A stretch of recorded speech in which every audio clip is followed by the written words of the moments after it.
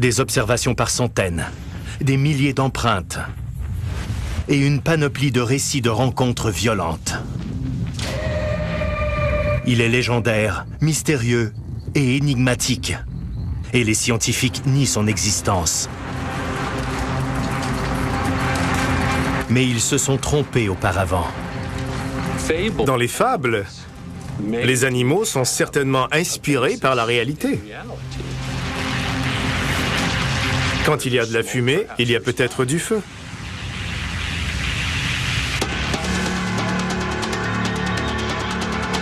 Deux cow-boys grisonnants partent en mission afin de prouver qu'il existe. Mais chasser un monstre sur son territoire peut être une entreprise funeste. On ne pouvait pas savoir s'il y avait quelque chose de caché dans les bois en train de nous épier. Il est l'inspiration d'une multitude de films sur des créatures qui envahissent la planète. Je me suis dit, oh mon Dieu, il existe vraiment. Voici Bigfoot, mythe ou réalité.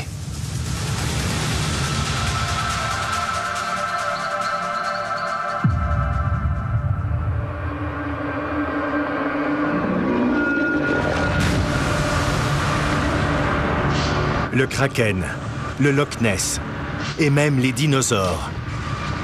Des créatures qui sont pour plusieurs des mythes.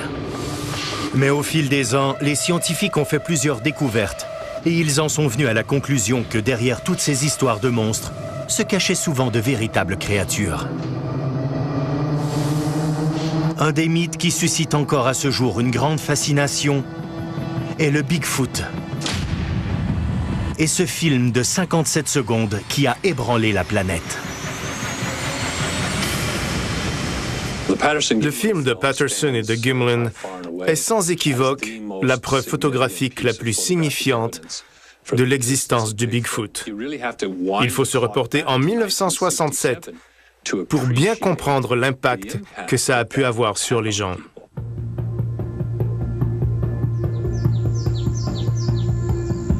L'histoire de la fameuse expédition de deux cow-boys, Roger Patterson et Bob Gimlin, qui a mené à leur film épique, a débuté par un article fascinant qui avait été publié dans un magazine mensuel. Roger a eu envie de partir à la recherche du Bigfoot, ou plutôt, il a appris son existence grâce à un article écrit par Evante Sanderson et qui s'intitulait « L'étrange histoire de l'abominable homme des neiges américain ». Sanderson a fait le tour du monde et a découvert plusieurs créatures qu'on croyait être des légendes. Au fil de ses nombreux voyages, il devenait évident pour lui que quelque chose qui ressemble à un homme, sans en être vraiment un, vit caché quelque part sur notre planète. Le Yéti, l'abominable homme des neiges de l'Himalaya, était de toutes les conversations, puisque nous étions à l'époque des grandes expéditions pour conquérir l'Everest, et que plusieurs empreintes étranges avaient été vues à plusieurs reprises. Peut-être que quelque chose du genre vivait ici, en Amérique du Nord, sans qu'il ait été découvert ou reconnu. Un genre de singe géant qui laisserait derrière d'énormes empreintes de pas.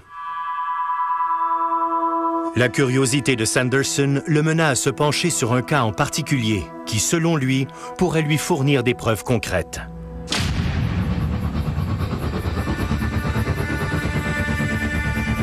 Le 27 août 1958, à environ 32 km de la ville la plus proche, une équipe de travailleurs est en train de s'affairer à construire une route en défrichant dans la forêt. Au petit matin, Jerry Crew, un chauffeur de tracteur expérimenté, est en route vers le chantier. C'est un travailleur respecté qui conduit chaque jour les kilomètres de route qui le mènent au chantier de construction. Jerry Crew était un homme qui ne buvait pas. Non seulement il était sobre, mais il n'était pas le genre d'homme qui prenait les choses à la légère. C'était un homme très sérieux. Il était honnête et il travaillait dur. Il commence sa journée de travail comme d'habitude.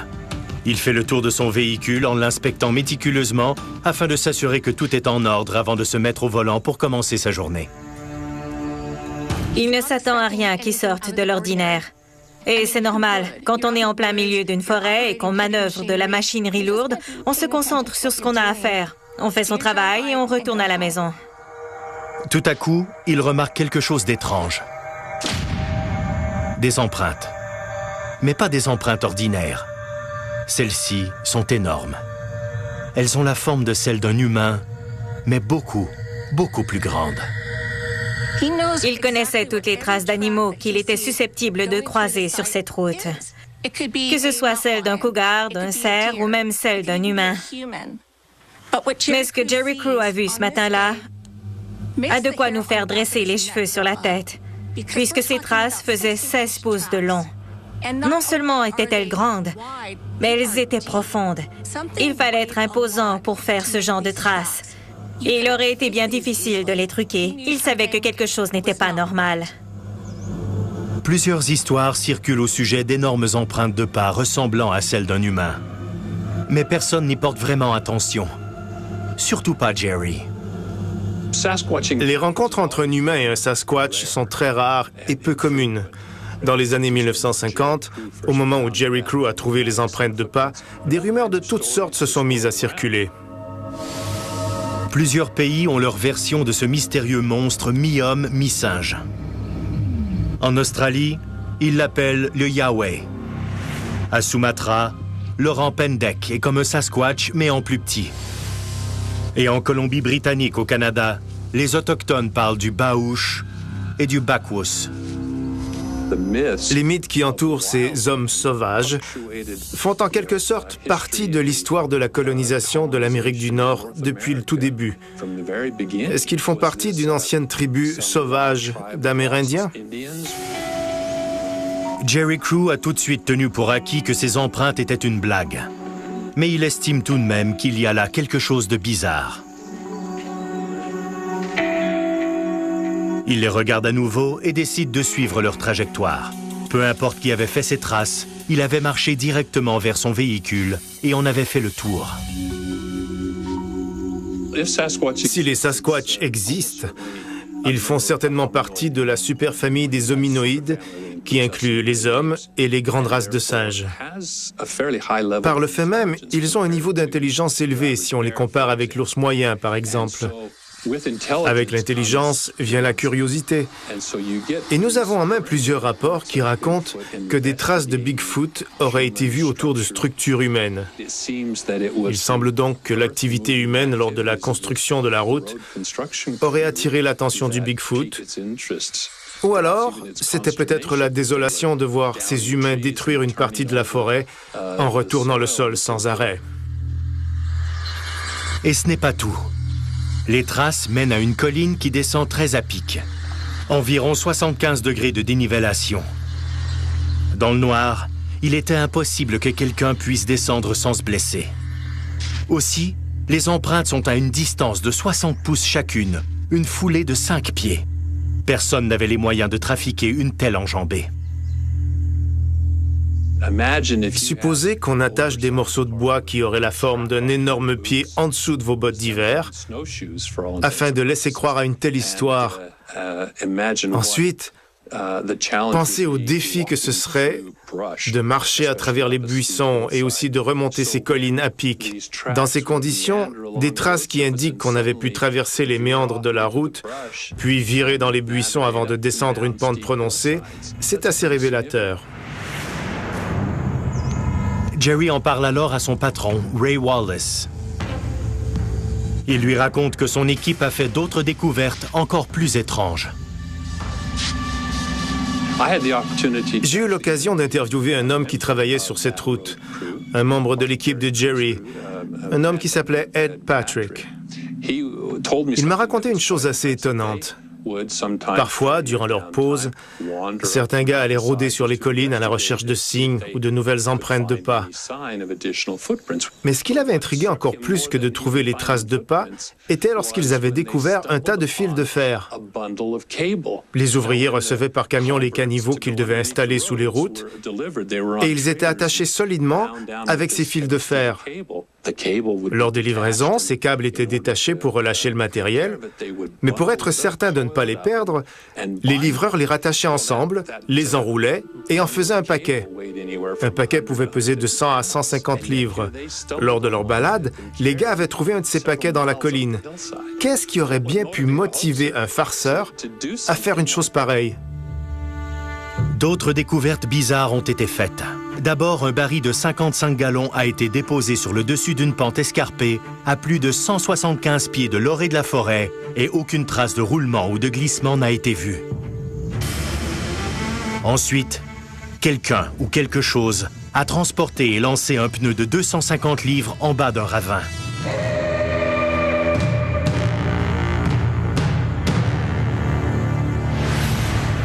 Le patron de Jerry conclut alors à un canular.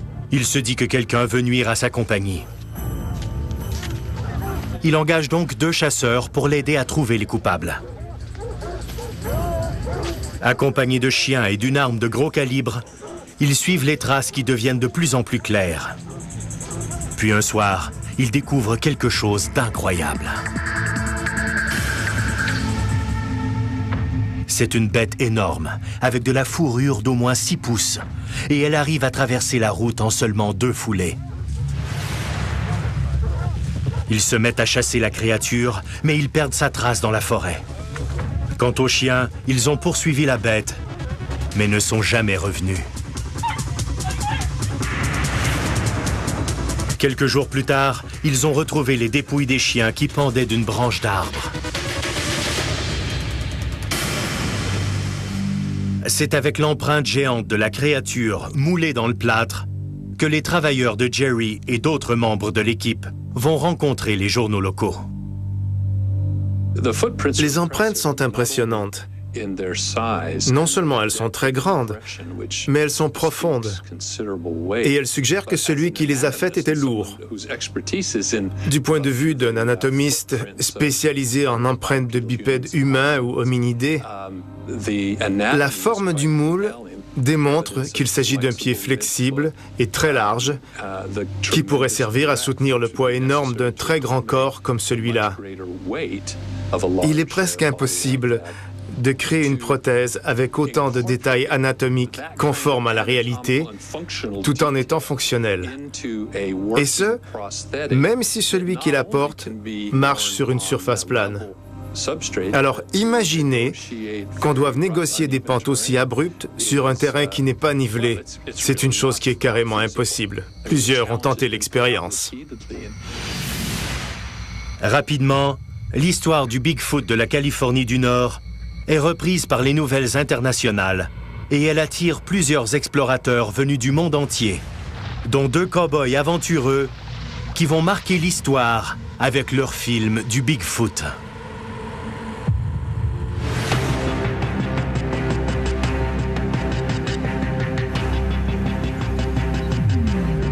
En octobre 1967, dans la forêt nationale de Six Rivers en Californie du Nord, Roger Patterson, 33 ans, et son ami Bob Gimlin partent à la chasse.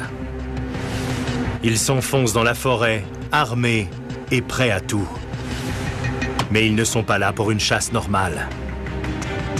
Inspirés par l'article de journal de Sanderson, ils traquent une proie bien spéciale, une créature qui n'a jamais été capturée auparavant. C'est un animal extrêmement rare. Il y en aurait très peu si on compare au nombre d'ours noirs dans leur habitat naturel. Peut-être un Sasquatch pour 200 ou 300 ours noirs. Il suffit de penser à quel point trouver un ours noir dans la forêt est difficile pour comprendre. En Idaho, on surnomme les ours noirs les ombres de la forêt. Ils sont très durs à trouver. Récemment, Roger Patterson a reçu un message provenant de Al Hodgson, le propriétaire d'une quincaillerie à Willow Creek, une petite ville juste au sud de l'endroit où Jerry Crew a découvert les traces du Bigfoot.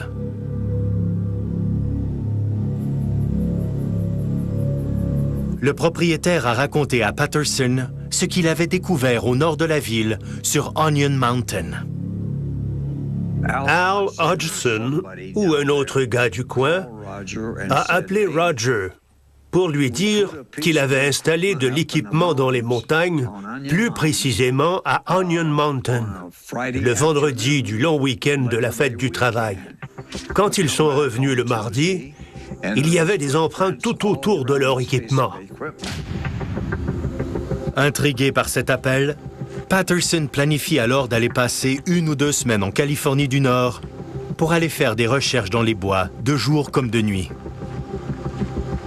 Il convainc son ami Bob Gimlin de l'accompagner. C'est un homme qui a l'expérience de la Terre et qui peut l'aider à trouver plus facilement la créature. Au départ, ça ne m'intéressait pas. Je n'avais pas vraiment le temps de partir en expédition. Je suis quand même allé avec lui parce qu'il avait de la difficulté à trouver des gars pour l'accompagner. Personne ne voulait aller dans cette région. J'étais le seul idiot à accepter d'y aller parce que j'avais l'habitude de monter dans ces conditions. J'allais où je voulais avec mon cheval. Quand j'étais enfant, chaque fois que j'avais du temps libre, j'étais sur mon cheval et j'allais me perdre dans la montagne. Je faisais des kilomètres et des kilomètres parce que je voulais voir ce qu'il y avait derrière la prochaine colline, puis l'autre, puis l'autre. Pour arpenter le terrain escarpé et les aider à transporter leur matériel, les 2 cow-boys ont emmené avec eux 2 chevaux de trait et un poulain. Ils transportent leur équipement de camping, 2 semaines de nourriture et d'eau, ainsi que du plâtre de Paris. Mais l'objet le plus précieux est une caméra 16 mm. Patterson réalise un documentaire et il veut être le premier à capter la créature sur film. C'était un jeune homme entreprenant et en pleine forme. Il faisait du rodéo et il était excellent quand il montait sans selle. C'était ce qu'on peut appeler un génie. Un jeune homme très intéressant. La forêt nationale de Six Rivers couvre une superficie de plus de 2500 km². Comme le territoire est trop vaste, ils décident de concentrer leurs recherches autour de Bluff Creek. Cette région comprend le chantier de construction où Jerry Crew a vu les premières empreintes et aussi celui des découvertes plus récentes qui ont été faites à Onion Mountain. Bien qu'ils aient circonscrit leur terrain de recherche, ils ont tout de même plusieurs acres à parcourir.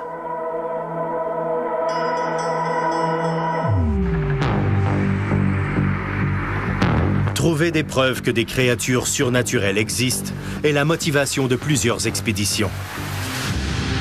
Cependant, aucune histoire fantastique n'est plus affriolante que de partir à la recherche d'un dinosaure.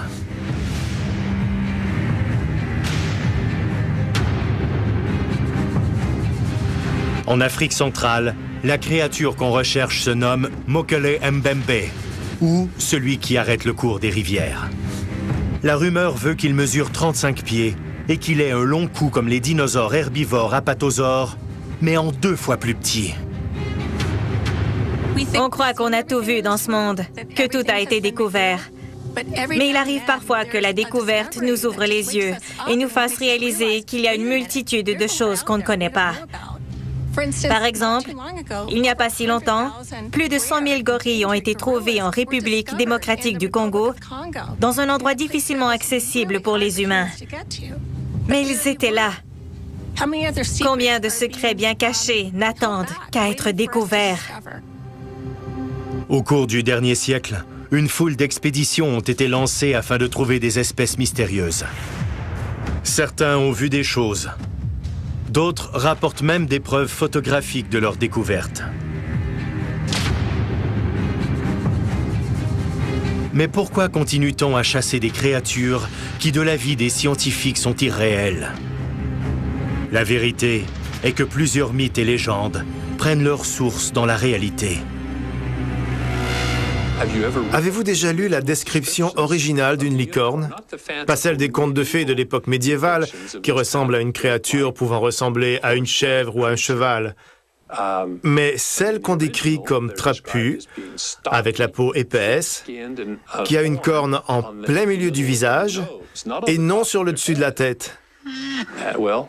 C'est un rhinocéros. Ce sont ces choses qui sont le véritable cœur des légendes. Donc, vous savez, ça pourrait être la même chose si on parvient un jour à trouver un Sasquatch. Comme on dit, quand il y a de la fumée, il y a peut-être du feu. Dans les forêts de la Californie du Nord, les cow-boys Roger Patterson et Bob Gimlin ont chassé ce qu'ils croyaient être une légende vivante, le Bigfoot. Au premier matin de leur chasse, les deux hommes utilisent les chemins forestiers, qui sont à découvert. Ils sont d'avis qu'il sera plus facile de trouver une empreinte de cette façon. Mais dans les profondeurs de la forêt, à des kilomètres de toute activité humaine, ils n'entendent que les cris des oiseaux et le son des sabots de leurs chevaux qui frappent la terre.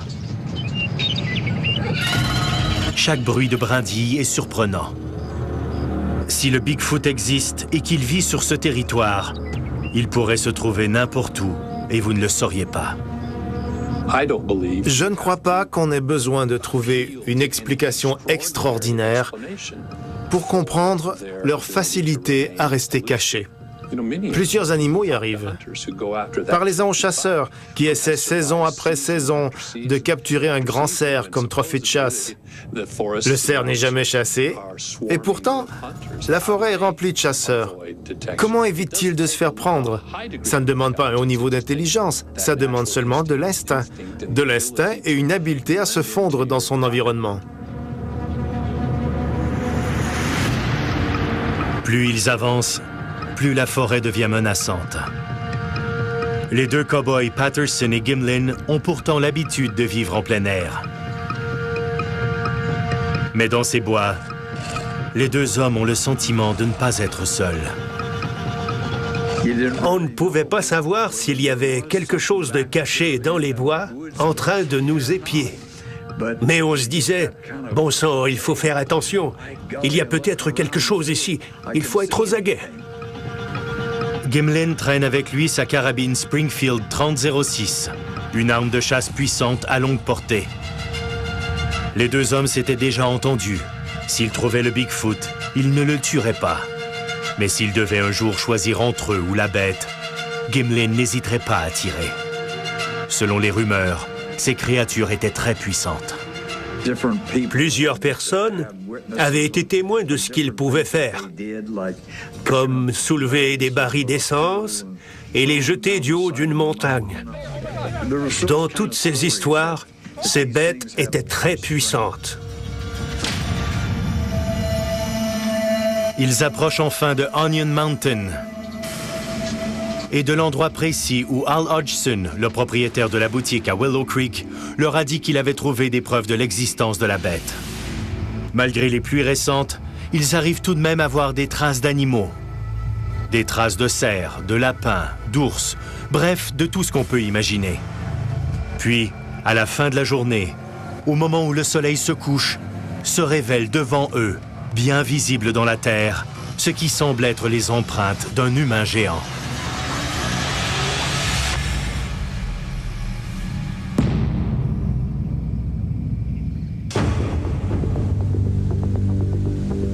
En les regardant de plus près, ces empreintes ne ressemblent nullement à ce que ces experts en plein air ont pu voir auparavant. Ce ne sont pas celles d'un ours. Leur taille pourrait correspondre à celle du fameux Sasquatch. Mais les détails semblent avoir été effacés par la pluie. Les empreintes avaient été endommagées. Le sol était mouillé parce qu'il y avait eu de fortes pluies et il n'y avait rien de bon à en tirer. Dans les jours qui suivent, les intrépides Patterson et Gimlin continuent leurs recherches. Avec leur monture, ils parcourent la forêt de l'orée du jour jusqu'au crépuscule. Ils passent leur nuit à sillonner les routes à la recherche d'empreintes, bien décidés à résoudre ce mystère. On a fait le tour de tous les endroits où on croyait trouver des empreintes. Dans certaines de ces régions, on a dû s'aventurer en haut des collines, puis dans les profondeurs des vallées. On s'est concentré sur toutes les routes où on pensait qu'il pourrait être possible de trouver des traces de l'animal. On axait nos recherches sur les routes qui longeaient les ruisseaux et les chemins entourés de remparts ou non.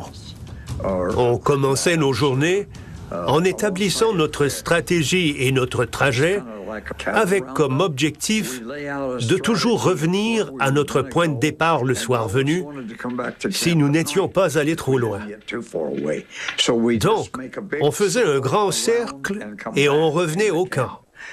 Comme c'était l'été et que les journées étaient plus longues, on en a fait des kilomètres. Plus les jours avancent, plus Gimlin a des doutes. Toutes ces heures de recherche sont basées sur des rumeurs et des spéculations. Sont-ils en train de poursuivre des chimères en cherchant cette créature?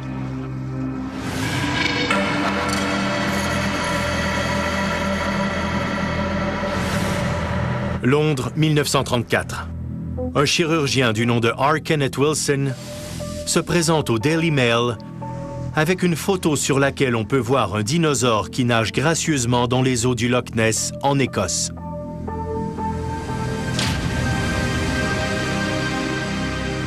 Un tel monstre n'a pas été vu depuis 1000 ans.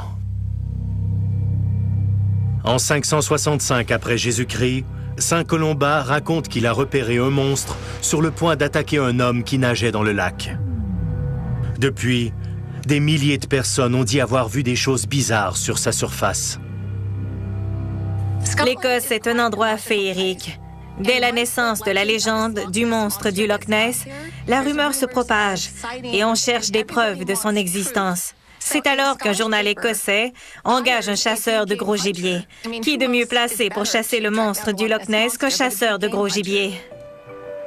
En 1933, un an avant la publication de la photo du Dr. Wilson, Marmaduke Wetherell, un acteur, réalisateur et chasseur de gros gibier, est allé au bord du Loch Ness et est revenu avec des empreintes d'un monstre. Ces moulages en plâtre sont les premières preuves de l'existence du monstre. Nous sommes tous tentés de croire en l'existence de monstres. Et le Loch Ness est un bon exemple, puisque c'est une créature mythique, mais il est aussi crédible qu'elle soit réelle. Il se pourrait que ce soit un animal préhistorique qui vivrait dans le lac depuis des millions d'années. Qui sait? Cette croyance encourage les gens à aller au lac pour trouver des preuves. Donc, Marmaduke Wetherell s'est présenté au journal avec les moulages d'empreintes. On lui a dit qu'on va le payer, mais qu'avant, on va devoir s'assurer qu'elles sont réelles. Un zoologiste devra les examiner. L'analyse des experts révèle que les empreintes ne tirent pas leurs origines d'une créature marine, mais bel et bien d'un animal qui aime l'eau. Un hippopotame. Personne ne sait si Wetherell est responsable d'avoir forgé ces empreintes, mais elles sont assurément un canular. Il s'avère non seulement que ce sont les traces d'un hippopotame, mais en plus, il s'agissait 4 fois de la même empreinte. Malgré cela, la légende du monstre du Loch Ness reste bien vivante. Seulement un an plus tard, les fameuses photos du chirurgien R. Kenneth Wilson captivent l'imagination du public à nouveau. De toutes les personnes susceptibles de prendre cette photo, celle-ci a été prise par un chirurgien. C'est parfait, un homme de médecine. Il n'oserait jamais lancer de fausses rumeurs, non? C'est presque trop parfait. Quand les gens voient sa photo, ils deviennent fous. Vous savez, Photoshop n'existait pas, ce n'était pas facile de falsifier de telles choses. Donc, pour plusieurs personnes, c'était la preuve qu'un monstre vivait vraiment dans le lac. Était-ce un dragon, un dinosaure? Était-il un de chaque espèce? C'était peut-être un hybride. Mais derrière chaque vague de ce lac se cache quelque chose de magique, au point où c'en est devenu une industrie. Des gens viennent de partout dans le monde dans l'espoir d'apercevoir le monstre du Loch Ness. Plus tard, de nouvelles preuves viennent remettre en question l'existence du monstre du Loch Ness. En 1994, 60 ans après la publication de la photo du chirurgien, une enquête approfondie révèle un motif et une technique de fraude.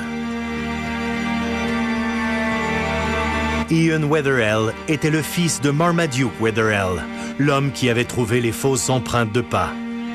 Mais il était aussi un ami du docteur Wilson qui avait pris la fameuse photo du monstre.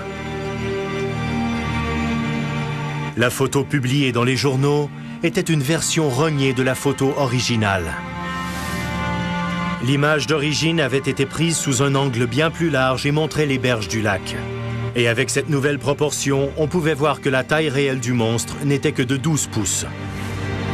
Cette supercherie était une réponse directe à l'humiliation qu'avait subie Marmaduke Wetherell l'année précédente. C'était un autre de ces canulars.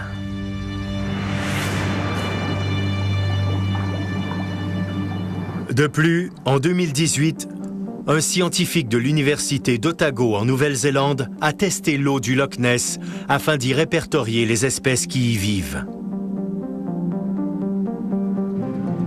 Il en trouva plus de 3000. De ce lot, aucune n'était d'origine inconnue.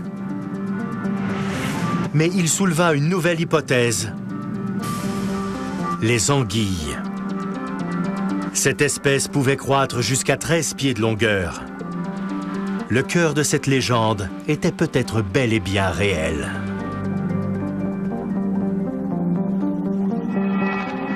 Même s'il n'y a seulement qu'une chance sur 100 que le monstre existe vraiment, les gens vont continuer de venir de partout pour le voir. C'est amplement suffisant pour alimenter le mythe. On entend les histoires, on se dit « Oh, je l'ai vu par là, c'est peut-être un dinosaure ou une anguille géante, qui sait ?» Mais je crois qu'à peu près à la même époque, toutes les questions sur les monstres nous ont été expliquées. Mais on est en manque d'une créature qui n'aurait pas encore été découverte et qui viendrait d'un endroit mystérieux. Au cours de leur expédition, Roger Patterson et Bob Gimlin auront produit le film le plus célèbre sur le Bigfoot. Mais cette aventure tire à sa fin. Et jusqu'à présent, ils n'ont trouvé qu'une empreinte délavée. Ce périple semble être un échec. Soit la créature excelle dans l'art de se cacher, ou alors elle n'existe tout simplement pas. Après quelques jours, je me suis dit que tout ce que j'étais en train de faire, c'était de profiter du grand air dans les montagnes, que je n'arriverais pas à trouver d'autres empreintes, ni de preuves de son existence. Mais je me disais qu'au moins, on avait essayé. Comme le temps avançait rapidement, Patterson a suggéré de retourner dans un endroit où ils avaient déjà cherché, une rivière asséchée près de leur camp de base.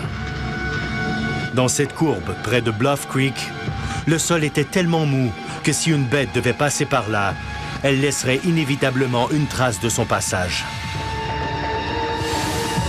À Bluff Creek, rien n'indiquait que ce jour-là aurait pu être différent d'un autre jour, mais l'instinct de Gimlin lui disait qu'aujourd'hui, il verrait quelque chose. Je me disais qu'on avait fait des kilomètres de route et qu'on n'avait pas trouvé d'empreintes ni d'autres preuves. J'étais pourtant allé là pour trouver des empreintes. J'étais déçu de devoir m'arrêter pour retourner à ma routine. Je me suis donc dit que j'allais encore essayer quelques jours. En s'approchant de là, tout semblait normal. Le ruisseau coulait, mais le débit était faible. On était en octobre, donc l'eau passait par le caniveau. Mais le niveau était descendu d'au moins 18 pouces. Les chevaux de Patterson et Gimlin se mettent à agir bizarrement. Ils sentent le danger. Puis, sortis de nulle part, les deux cow-boys voient quelque chose qu'ils n'ont encore jamais vu.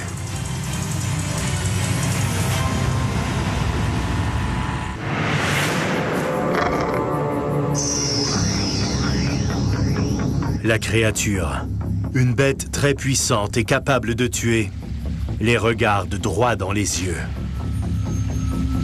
Elle se tient debout sur ses deux jambes. Son corps est très grand et musclé, et sa morphologie ressemble plus à celle d'un homme qu'à celle d'un singe. Patterson et Gimlin sont certains que ce n'est pas un animal commun. Je savais que j'étais en face d'un Bigfoot. Je n'avais aucun doute là-dessus. Même que la première chose que je me suis dite était « Wow, il existe vraiment ».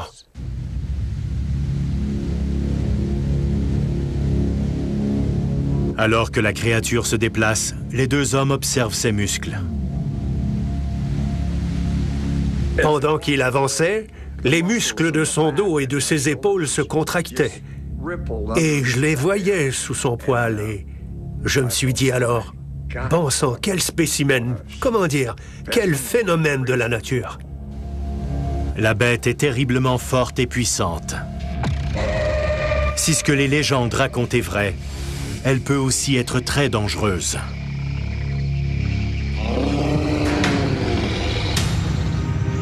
En 1829, après qu'une empreinte longue de 18 pouces ait été retrouvée dans les marais d'Okefenokee en Géorgie, un groupe de chasseurs avait suivi la piste. Une créature avait tué 5 d'entre eux. Plus tard, en 1965, une adolescente du Michigan qui conduisait de nuit percuta une énorme masse. Après avoir baissé sa fenêtre, un singe géant l'a attaqué, puis est disparu.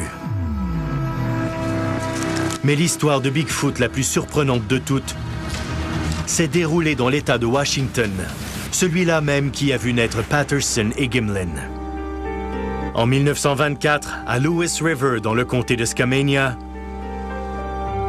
un groupe de prospecteurs d'or est mené par un homme du nom de Marion Smith. Après 6 ans de travail acharné autour du mont Sainte-Hélène, les hommes ont fini par trouver une veine d'or. Ils feraient tout pour la protéger. Lors d'une journée chaude de juillet, Smith demande à Fred Beck, un autre prospecteur, de l'aider à aller chercher de l'eau fraîche dans une source tout près. Beck, comme tous les autres hommes, a des réserves. Ils ont remarqué des traces dans la boue qui pourraient ressembler à celles d'un humain, mais bien plus grandes. Et ce n'est pas tout. Ils ont entendu des sons étranges provenant de la forêt. Un sifflement strident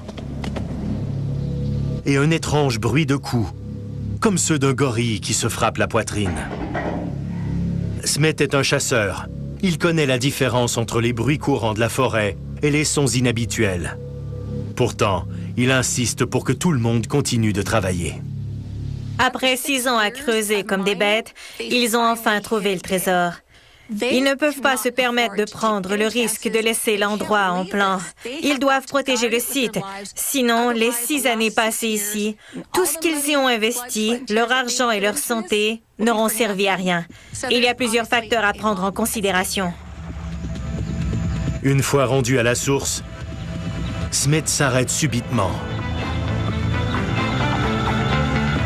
Quand Beck relève la tête, il voit quelque chose de terrifiant.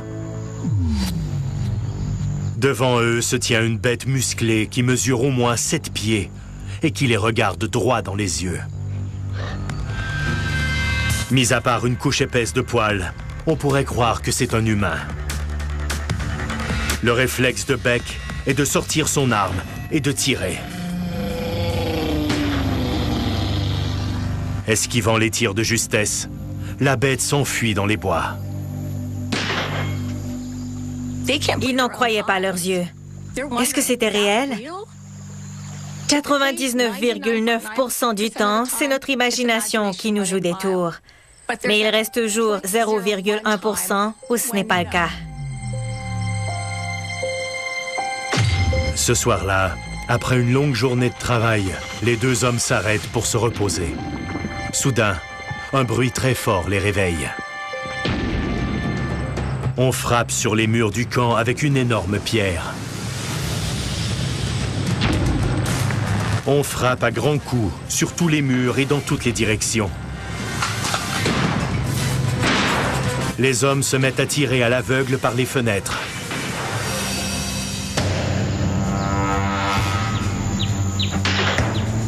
La créature qu'ils ont attaquée plus tôt dans la journée est revenue pour leur rendre l'appareil. Mais elle n'est pas seule. Ils ont peur que ces créatures ne s'arrêtent pas avant d'avoir réussi à tuer les deux hommes. Ils continuent leur attaque jusqu'à l'aube. Finalement, aux premières lueurs du jour, un des deux hommes aperçoit une créature sur le bord d'une falaise. Il lui tire dessus, et la bête tombe du haut de la falaise dans le canyon. Son corps ne sera jamais retrouvé. Les mythes entourant les hommes sauvages sont récurrents chez les colons nord-américains, et ce, depuis le début. À cette époque, nous avions peu de connaissances sur les grands primates. Il était donc très difficile de comparer nos observations. Au fil du temps, ces hommes sauvages ont été décrits comme des singes géants très poilus. Les singes géants du mont Saint-Helen.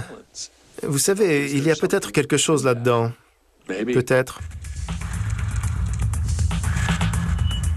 Cette histoire a fait la une de tous les journaux de Washington et de l'Oregon. Les gardes forestiers locaux disent avoir vu eux aussi des traces de pas énormes dans les environs. Cet événement va attirer des chasseurs du monde entier, notamment d'Angleterre. Ils vont tenter de traquer celui que Marion Smith appelle désormais le diable des montagnes. D'ailleurs, depuis ce jour, le canyon où la créature est prétendument tombée s'appelle le canyon du singe.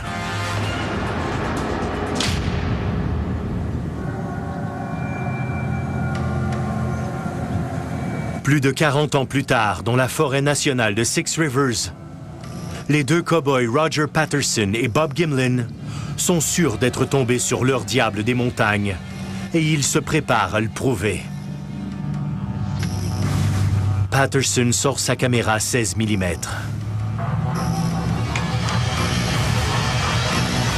Il court vers la bête.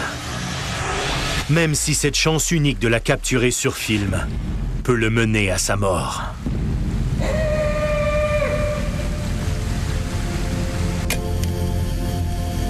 Cherchant son souffle, Patterson appelle Gimlin en renfort. Je n'avais pas peur. Je n'avais pas le temps d'avoir peur. Mais j'étais assez prudent pour prendre des précautions. J'étais un très bon tireur. Dans l'armée,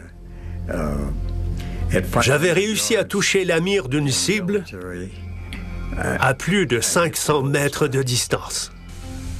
Mais comme il marchait, je me disais qu'il n'y avait pas lieu de s'inquiéter.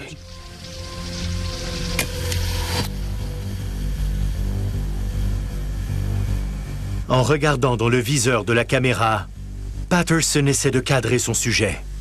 Il est difficile de garder son équilibre sur ce terrain inégal et il ne veut surtout pas laisser tomber sa caméra. Il sait que c'est sûrement sa seule et unique chance. La créature surnaturelle qu'on appelle Bigfoot pourrait ne jamais se remontrer.